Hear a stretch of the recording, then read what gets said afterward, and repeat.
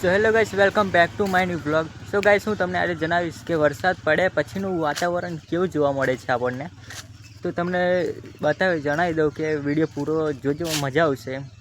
અને વાતાવરણ ખેતરનું ગામડાનું કેવું જોવા મળે છે. તો તમને પહેલાં બતાવું કે વરસાદ પડ્યા પછીનું વાતાવરણ કેવું છે.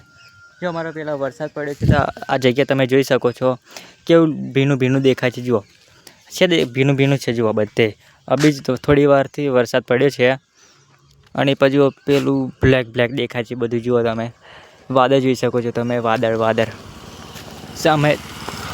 સામે બધા જો ઝાડ લીલા લીલા દેખાય છે અને વાતાવરણ થોડુંક ચોખ્ખું ચોખ્ખું દેખાય છે. ચોખ્ખું ચોખ્ખુંના ઝાડ જો તમે લીલા લીલા જ, અને શાંત વાતાવરણ જ છે. અને આ ગાડીઓ આવે છે વારા ઘડિયાળ, અને તમે જોઈ શકો છો લીલું લીલું વાતાવરણ છે. ભીનું ભીની જગ્યા છે. જો તમે જોઈ શકો છો લીલું લીલું વાતાવરણ. જો તમે આ જોઈ શકો છો, દેખો બધું લીલું લીલું જ છે. અત્યારે વાતાવરણ જુઓ તમે, ઉપર જોઈ શકો છો વાદળ જુઓ તમે કેવું બ્લેક બ્લેક, અડધું વ્હાઈટ દેખાય ને અડધું બ્લેક દેખાય છે.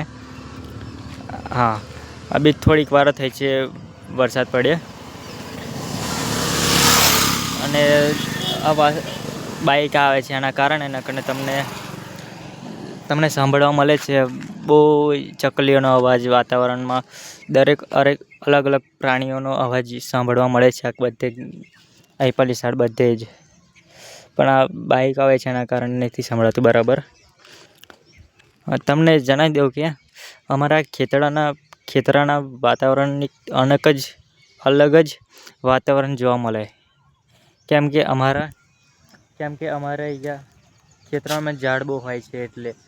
અને સિટીમાં તો બહુ ઝાડ ના જોવા મળે, કેમ કે ત્યાં જ્યાં જુઓ ત્યાં બિલ્ડિંગો જ મોટી હોય.